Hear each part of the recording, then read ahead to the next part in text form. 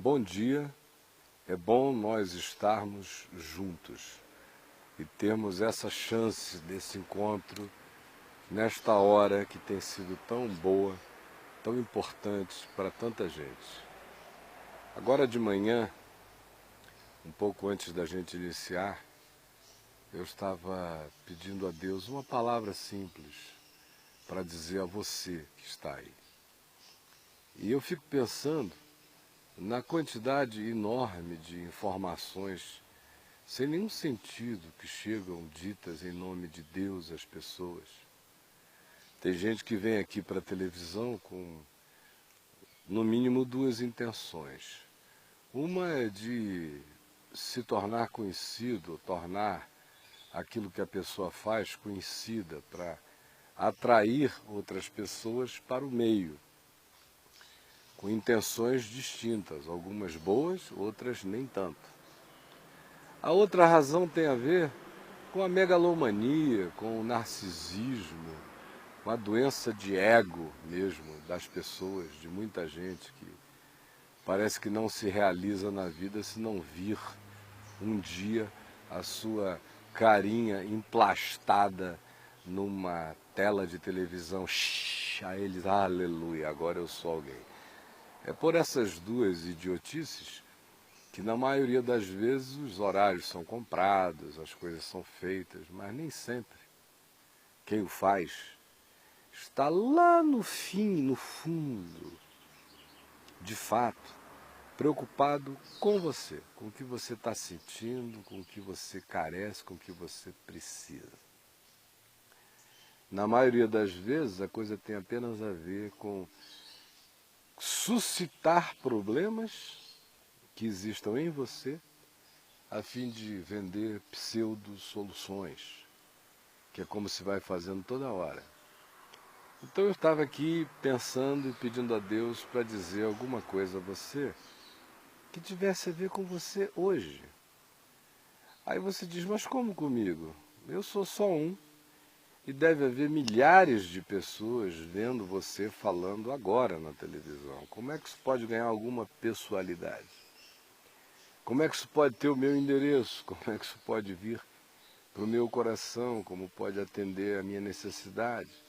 Você está apenas escolhendo temas, lançando-os e se calhar de cair sobre alguém, amém. Se não, quem sabe na semana que vem. É o que você deve estar pensando. Ora, eu não sou tolo, desde os 18 anos que eu faço isso no mínimo uma vez por semana. Falar na televisão, em todas as TVs e modos de comunicação que você possa imaginar. Eu já os utilizei. Então eu sei como é que isso aqui funciona, até desacordado eu sei como funciona. Justamente por isso que a minha oração persiste. E qual é a minha oração? Eu estou pedindo ao Senhor Jesus que faça com que, conforme a necessidade de cada um hoje, a palavra dele caia aí como uma semente de vida própria e adequada para o que você esteja vivendo. E aí, para ajudar você, mais do que com um programa na televisão, que é uma bobagem, eu quero estimular você a fazer coisas que podem ser realmente curadoras para a sua vida. Com programa, sem programa, ainda que você queira desligar essa televisão e nunca mais me assistir. Eu estou trocando isso pela proposta. Sabe qual é a proposta? É que você leia o Novo Testamento sozinho. Que você pegue aqui no Evangelho de Mateus e você comece a ler. Vá lendo como quem lê um livro. Um livro pequenininho. Mateus é uma bobaginha, minha gente. Todos os meus livros são maiores do que o Evangelho de Mateus. É pequeno, dá para ler.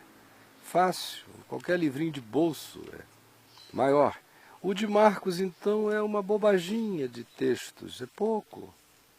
Em termos de quantidade, você lê, ó. Marcos, se eu quisesse escrever a vida de Jesus sintética, como está aqui no Evangelho de Marcos, eu não conseguiria, sob hipótese alguma, tentando milhões de vezes, mas está aqui. Lucas é um pouquinho mais extenso, com mais detalhes, mas igualmente pequeno. João é pequeno. As cartas de Paulo, o nome já diz, são cartas. Cartas, cartas. É que a religião tornou isso aqui uma coisa assim indecifrável. A grande mentira sobre a Bíblia vem da religião. Ela é que proibiu as pessoas de lerem a Bíblia durante milênios. O catolicismo constantiniano proibiu a leitura da Bíblia durante milênios. Por quê, hein? Porque eles não queriam que o povo tivesse acesso direto à palavra. Lessem e entendessem por conta própria. Para isto, era infinitamente mais interessante proibir a leitura, dizer que o texto era impenetrável, que somente os teólogos, que são os astrólogos do cristianismo, são os teólogos, é que teriam acesso, supostamente, à leitura e à compreensão do texto. Mentira. Mentira do diabo, mentira da religião, para afastar você da simplicidade dessa compreensão. E durante milênios isso foi feito.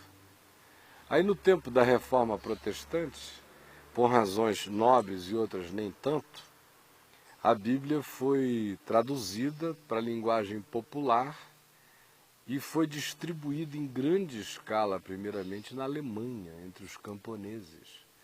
Quando eles começaram a ler por conta própria, eles foram tomando as decisões que tomaram de ruptura. E naquele tempo a ruptura aconteceu em relação ao catolicismo romano. Aí alguém vê isso, um protestante, já se sentou até melhor no sofá, olhou para o lado e disse, aleluia, vocês viram como fomos nós que salvamos esta coisa toda? Bobinho, não é nada disso. Eu já comecei dizendo que a própria tradução da Bíblia, da Vulgata Latina, para a linguagem alemã mais popular, aconteceu por razões nobres e outras nem tanto. Havia interesses de fé da parte de Lutero e outros, mas também havia muitos interesses políticos por parte dos príncipes germânicos e de outros poderes interessados em romper com Roma para poder coletar os impostos apenas para eles mesmos e não terem mais que mandar nada para o Vaticano. Você me entendeu? Hoje, o que a gente tem? A gente tem os protestantes que se jactam de terem defendido, através de Lutero, o chamado livre exame da Bíblia. Livre exame, qualquer um poder ler e examinar, entre outras coisas. Mas esses mesmos que advogam o livre exame da Bíblia, não leem eles mesmos a Bíblia como palavra de Deus. A maioria dos protestantes históricos nos Estados Unidos, na Europa, se tornaram gente muito cética, gente muito cínica, gente que não crê. Eles abrem isso aqui como quem está estudando um texto de arqueologia, ou como quem está examinando um fóssil. Mas não existe fé, não existe amor no coração. E o povo protestante também parou de ler a Bíblia faz muito tempo. Eles hoje, no máximo, estudam as doutrinas e os dogmas da igreja e nada além disso. Quem lê, lê doutrina, não lê a palavra. Quem lê a palavra conforme a doutrina e não mais a palavra para ver se a doutrina está certa ou está errada. É tudo invertido.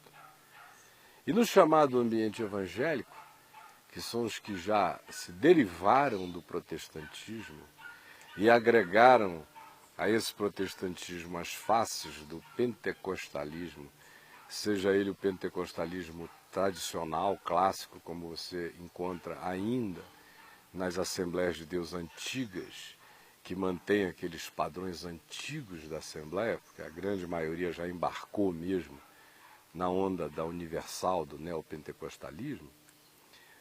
Ou então, o que você tem, no geral, é o que reina de 25 anos para cá no mundo evangélico.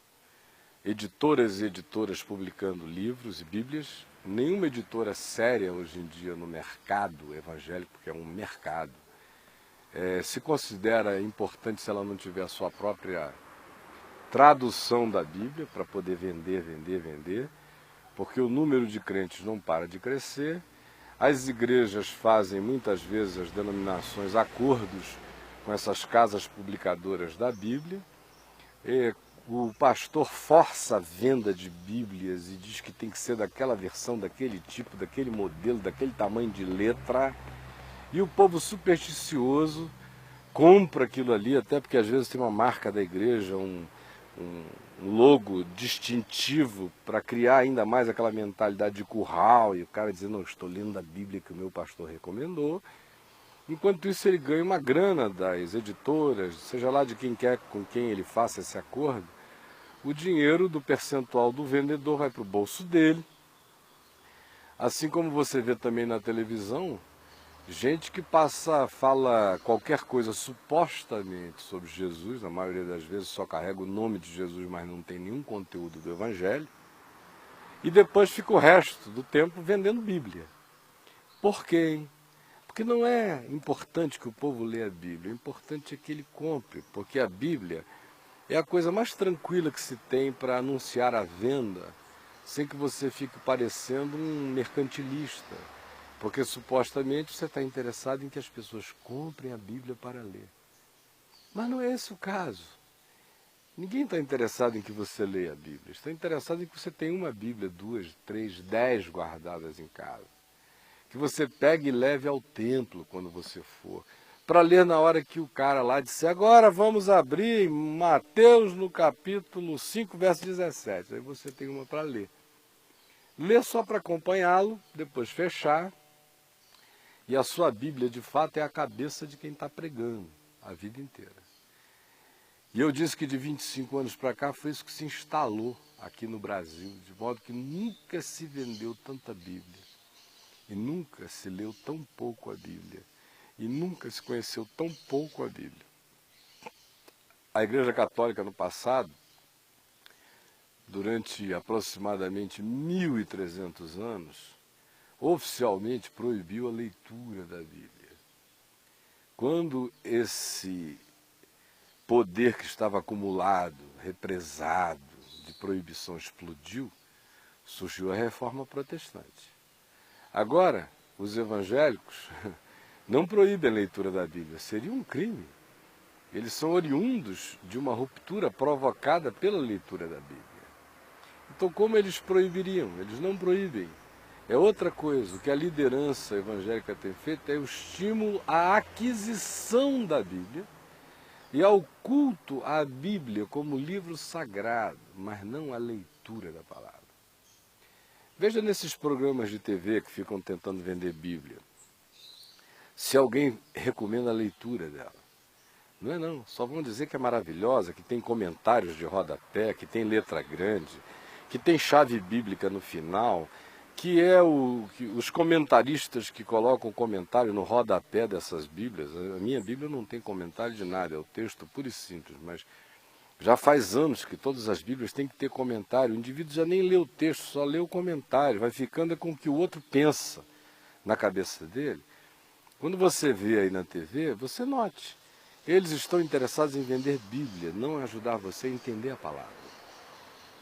Então hoje eu disse que eu estava orando e dizendo, Senhor, o que eu digo para essas pessoas que possa ajudá-las mesmo definitivamente? E há pouco eu disse que eu estou disposto a trocar a minha proposta pela sua assiduidade nesse programa. Ou seja, eu estou disposto a dizer a você que você nunca mais me assista. E eu ficarei muito feliz se você puder pegar o Novo Testamento e lê-lo todo por você mesmo. Todo, todo, todo. E ler como?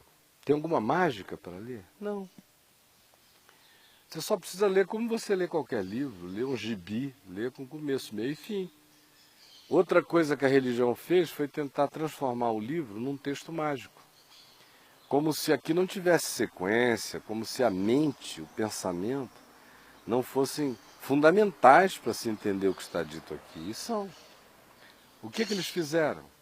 Eles ensinaram você a tratar isso aqui como um tarô, como um horóscopo, como uma coisa que você faz, você abre quando está angustiado. Ai, meu Deus, fala comigo, Jesus, por favor, fala comigo. Meu marido quer me deixar, e fala comigo, o que é que eu faço?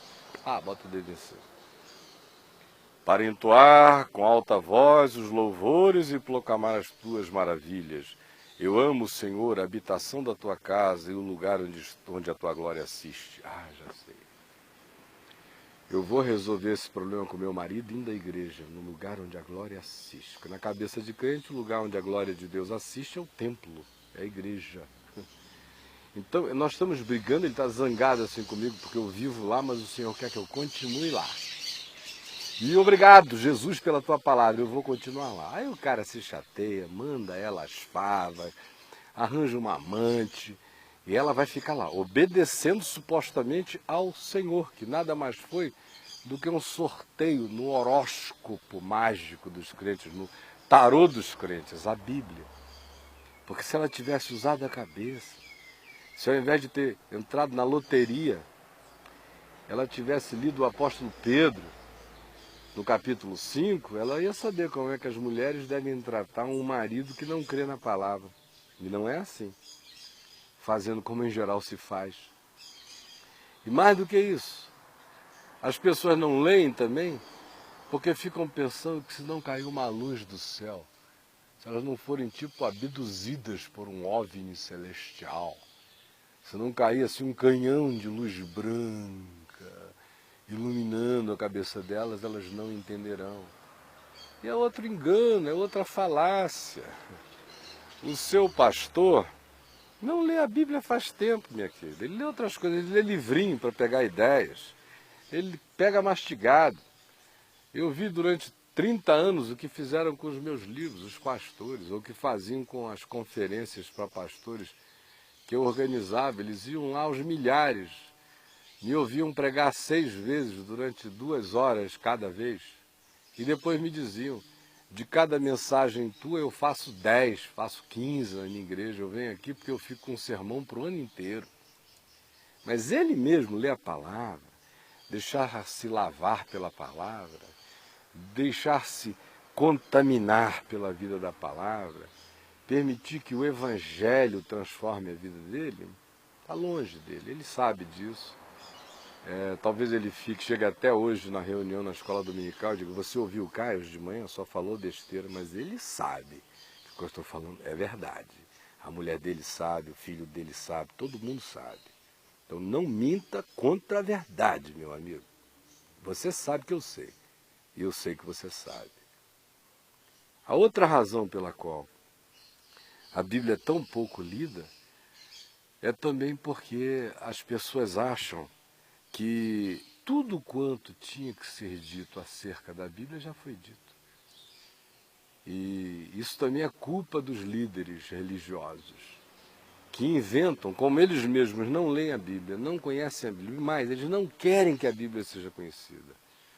Porque se o Evangelho de Jesus for conhecido como o Evangelho é, desmonta o bazar deles, acaba o mercado, o shopping religioso. Ou seja, quando o Evangelho for conhecido, você mesmo vai virar Jesus entrando no templo e virando as mesas dos cambistas. E soltando tudo que é porcaria que tem ali dentro. Esse comércio todo, gospel, feito em nome de Jesus. Então, não interessa que você lê, porque se você lê, você acorda. Se você acordar, você não participa mais do banquete dos zumbis enganados. Você está me entendendo? Então é melhor que você tenha a Bíblia, mas não leia. Isso é o que interessa. Não interessa que você conheça, porque se você conhecer, acaba a jogatina, acaba a barganha, acaba o negócio, acaba a mentirada, acaba o medo, acaba o controle, acaba a maldição, acaba tudo isso que tem existido sobre a sua vida. Por isso, o grande interesse é que você apenas os ouça. E eles usam muito o nome de Jesus, é Jesus, Jesus, glória a Deus, aleluia, amém ou não amém, amém ou não amém. Só para você ficar pensando que aquilo ali tem a ver com Deus, mas tem a ver com os pensamentos dele, com a indução do cara, querendo te levar a um final feliz para ele, que é meter a mão em você, quer ter você dependente dele, com medo dele, sem fazer nada, sem consultá-lo, sem deixar de contribuir, nem que a sua mãe esteja morrendo no hospital, precisando de um transplante, mas você não dá dinheiro para ela, mas dá para alguém que supostamente represente a Deus, porque você pode dever a qualquer um, menos a Deus. Tem igrejas que tratam até o dízimo como algo que o indivíduo fica devendo, se não pagar. Fica devendo lá o bolso da igreja. Eu estou atrasado com o meu dízimo. Tudo isso só acontece por causa da idiotice das pessoas. E essa é uma idiotice muito conveniente para a religião que seja mantida.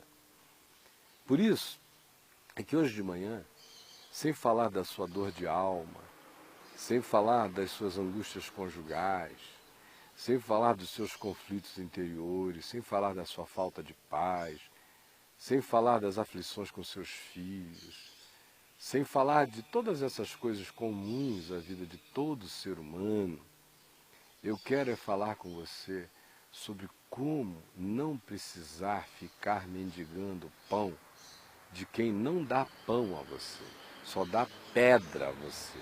Pedra com confeito, só isso, mas você está chupando pedra. Ao contrário, eu estou aqui para dizer a você como pescar o seu peixe, como ter o seu pão. Ou quem é que você acha que me instrui? Quem?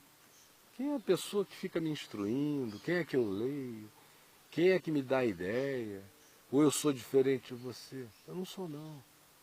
Eu só tive a bênção de ter me convertido num ambiente onde havia um homem que era meu pai, totalmente livre dessa bobajada toda, e que desde o início me ensinou que eu tinha que ter uma relação pessoal com o Evangelho de Jesus. Eu, o Evangelho. Eu e Jesus no Evangelho. E com mais nada e com mais ninguém. Tudo mais seria acessório. Se fosse coerente com o Evangelho, amém, usa-se. Se é incoerente com o Espírito do Evangelho, já nasce morto e descartado para mim. E eu dou graças a Deus por ter tido essa herança, porque ela é que tem me livrado no curso desses 35 anos nos quais eu tenho estado pregando o Evangelho, de uma quantidade absurda de maluquices. Há pouco eu ia dizendo que como os líderes não querem que as pessoas leiam a Bíblia para elas não descobrirem a falácia do circo todo, eles inventaram uma coisa nova chamada de mover de Deus. O que é o mover de Deus? Mover de Deus é o que não está na Bíblia, não está no Evangelho, mas foi uma revelação nova do Espírito Santo ao pastor. Geralmente todas as maluquices do mundo. O indivíduo ganha dom dos seres viventes do Apocalipse. Aí lá tem um que tem uma cara de novilho, aí ele passa a mugir na igreja. Mó, mó. Dos Estados Unidos já vieram malucos que chegaram aqui, fizeram a festa, trazendo o dom da gargalhada. Ficava todo mundo gargalhando. Parece os emos chorando ali no Pátio Brasil. Um monte de hiena. Já houve os que trouxeram o dom do arrebatamento. Largava o paletó na cabeça de um cara, o cara caía e ficava ali, pá, num transe induzido. Isso é mover do espírito. Tudo mentira. Eles sabem que é. Não fica 2 anos, vai acabando, vai acabando. Agora, de uns 12 anos para cá, tinha um mover novo, que era um tal de G12. Todas as igrejas se organizaram em grupos de 12.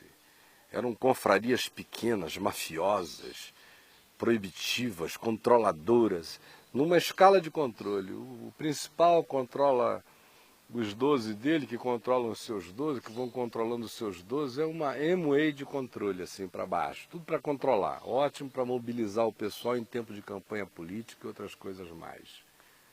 E também para estabelecer a manipulação com sequência direta até a ponta da fila.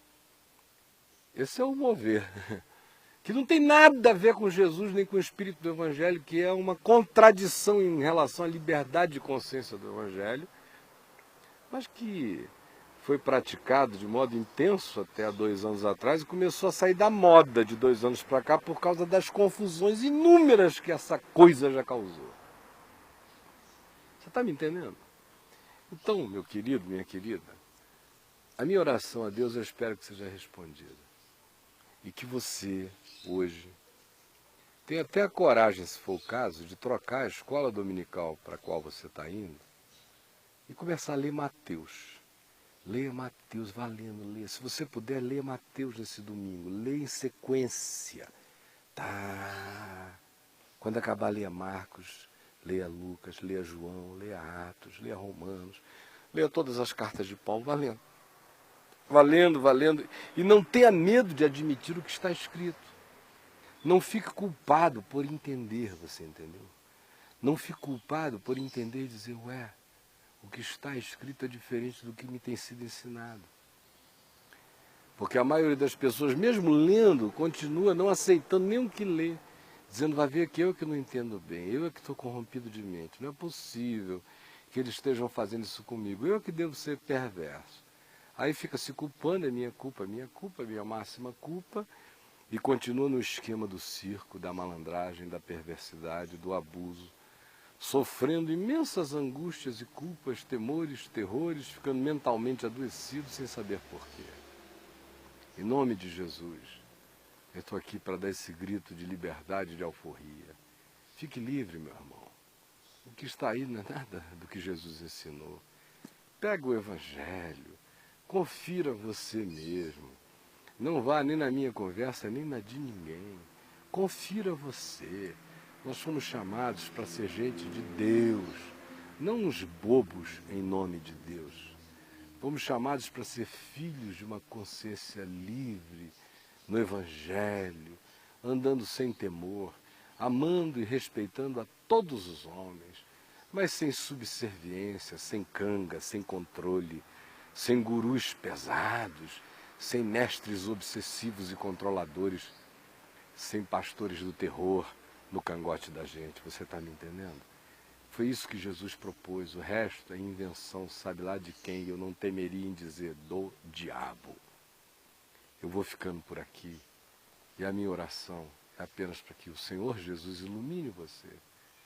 E para que você tenha visto que a minha intenção hoje de manhã é dar a você os instrumentos para que você ande com as próprias pernas. Tá bom? Eu estou esperando, se você quiser vir para ouvir e ganhar mais entendimento de como você pode andar com as próprias pernas, conforme o Evangelho, eu convido você para o endereço que está aparecendo aí, na 906 Sul, na Asa Sul do Plano Piloto, no Teatro La Salle, todos os domingos às 19 horas. Todos. Venha e traga alguém com você. E também eu convido você para esse novo endereço, você está vendo também as imagens aí, você viu as do La Salle, agora você está vendo as da Tenda do Caminho. Toda quarta-feira, às 20 horas, na QI 13, Conjunto 2, Casa 5, no Lago Norte. Eu espero que você venha, que você traga alguém. E para concluir, vá lá no meu site, www.caiofabio.com, leia, ouça a rádio, registre-se na VEM VTV e assista 24 horas de programação na internet de graça, tá bom? Eu paro aqui e, como você viu, todas as minhas sugestões a você são para que você ande com as próprias pernas, são instrumentos para que você caminhe, pensando por você mesmo, uma vez que você vá compreendendo qual é o caminho de Jesus, tá bom? Eu fico aqui, um beijão, que o Senhor Jesus abençoe você e sua casa, muito, que a luz do céu, a luz de Deus, a luz da verdade, ilumine o seu entendimento, e que como resultado, você se ponha em pé, e você ande com as suas próprias pernas.